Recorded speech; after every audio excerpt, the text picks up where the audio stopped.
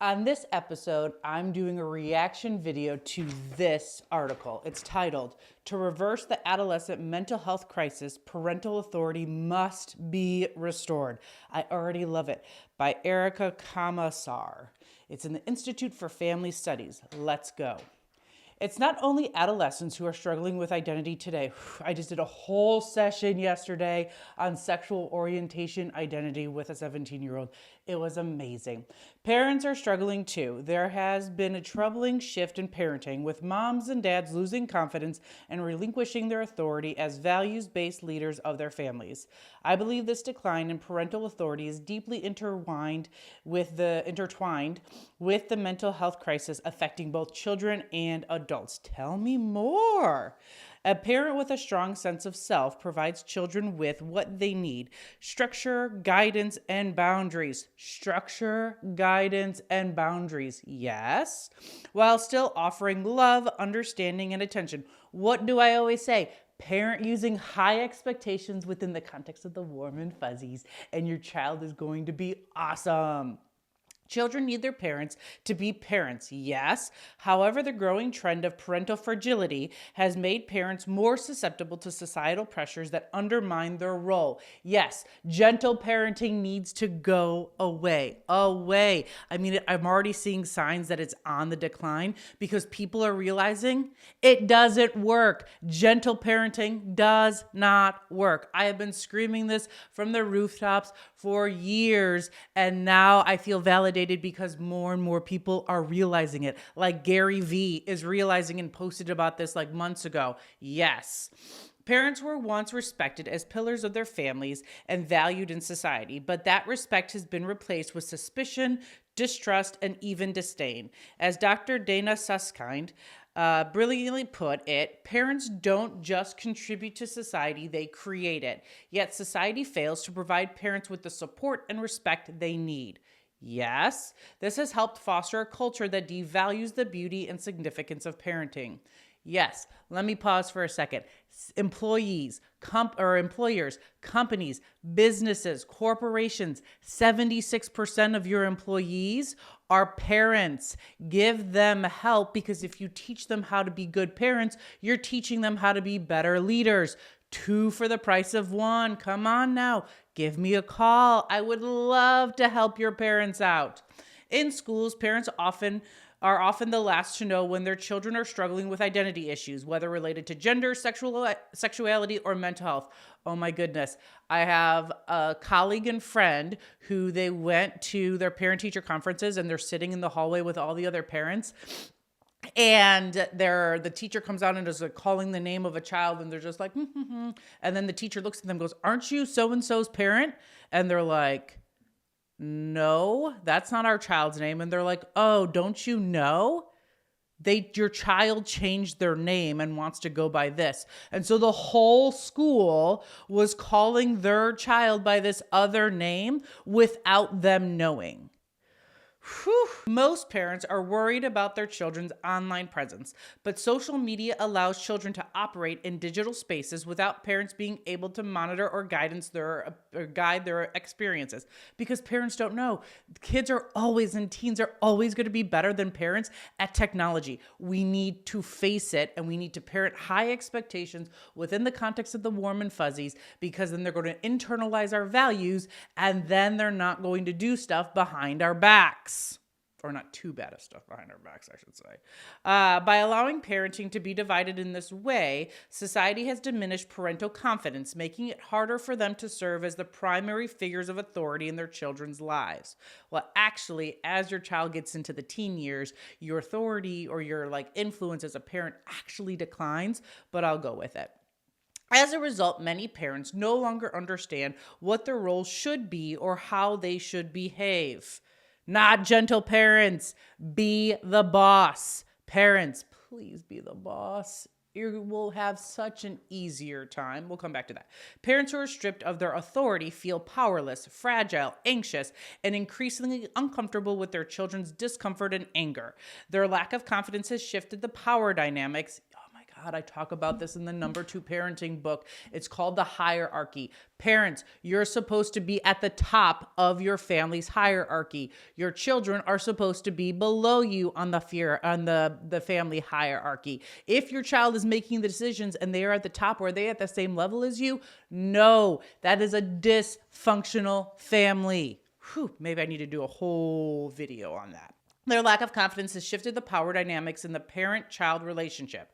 This shift away from a leadership role toward a more permissive, equal footing relationship is detrimental to children.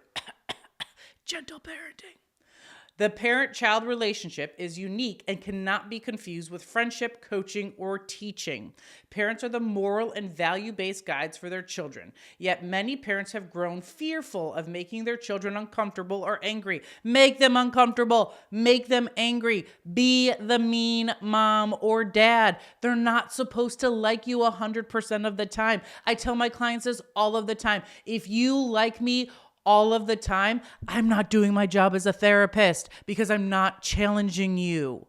Just the other day, I made a 40-something-year-old male cry in my office, and he looked at me and he was like, I hate you. And then when I met with him this week, he's like, you made me cry this week. And I was like, damn, Skippy, I did, because you needed to stop suppressing your feelings. Parents are yet many parents have grown fearful of making their children uncomfortable or angry, misunderstanding empathy, and sensitivity as passivity and compliance. Yes, parents today must distinguish themselves from past generations who may not have understood the importance of listening and validating a child's perspective. However, compassion does not mean becoming a complacent in a child's every desire. Neuroscience confirms what most parents have always observed. Children require adult supervision and guidance well into young adulthood. Here's a secret. Kids thrive on structure and routine. They thrive on it. I promise you. Give them structure and routine and they will flourish. Brain's executive functioning, responsible for judgment, impulse control, and decision making. It is not fully developed until the mid-20s. They can be all gas and no brakes. But parents serve as those brakes, helping children navigate their impulses and foresee the consequences of their actions. They are the lenses that help children see just far enough into the future to understand the impact of their choices. They are the moral shelter children need to grow into emotionally and ethically grounded adults. Yet, in today's climate, parents hesitate to assert their authority. Respect my authority! Fearing their children's rejection or disapproval. Saying no is difficult, but it is an essential part of parenting. Children need boundaries, yes, and they need parents who can withstand their frustration and disappointment without relinquishing it, yes. While much is said about the stress of parenting, the reality, because 5.5 million American parents are burned out because they're doing too much. The reality is that it has always been challenging. It has always required sacrifice, sleepless nights, and the delicate balance of a parent's needs with those of their children. The difference today is that many parents feel unequipped to handle these demands. Because parenting is all about skills. If you don't have the skills, reach out to people who can teach you the skills. Like me, I love teaching parenting skills. I wrote a whole book on it. Of course, some parents struggle with their mental health, yes. Many are fragile, anxious, or have endured traumas that have left them emotionally unprepared to lead. In my practice, I see multi-generational fragility, parents who were raised by caregivers who themselves struggled with the responsibilities of parenting. These parents now raising children of their own are emotionally vulnerable, less resilient, and more easily overwhelmed by the trials of parenthood. I could go on a whole tangent, but I'm going to stop. When parents lose their way, they abdicate their leadership role, allowing children to take the reins. Some parents try to be their children's peers, drinking and smoking with them. No, don't do it. Or by giving in to demands for smartphones. Don't do it. At an early age out of fear or conflict. But this continues a cycle of children who have lost their way because parents have lost theirs. You are the parent. Treat it as such. Reversing the mental health crisis, I'm listening, among children must begin with restoring parental authority. Parents must reclaim their authority, not by becoming authoritarian, but by providing the firm, loving structure children require for healthy development, and society must stop undermining their influence. Yes, parenting influencers that have no idea what they're talking about. Instead, we must support parents in their fundamental role as the primary caretakers and moral guides of their children.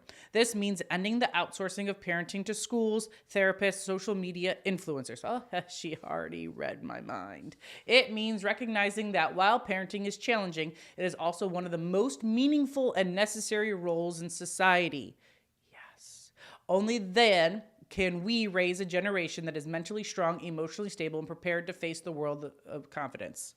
Bravo, bravo. There's a few pieces that but we'll go with it. But yes, I always debate, and one of the things got into this debate on LinkedIn the other day was whose responsibility is it to teach children morals and values and life skills?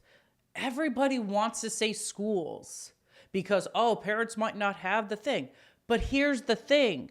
The teachers don't have those skills either. I could tell you stories. But I want parents to be the ones who are responsible for teaching their children life skills and be the authority. Just because you're the authority doesn't mean you have to be a jerk. Again, high expectations within the context of the warm and fuzzies, and that if you and all of your friends start doing that, and me, all of my friends, we're going to see ripple effects, and we're going to see the mental ability and the strength and the adaptability of our youth and our society flourish. That's what we want. That's how we're going to stop the youth mental health crisis, by being authorities in our children's lives. If you ever need help with that, call me, call Dr. Dre, email me. I will love to help you. And by doing that, you and me together, we are throat punching this youth mental health crisis. Let's go.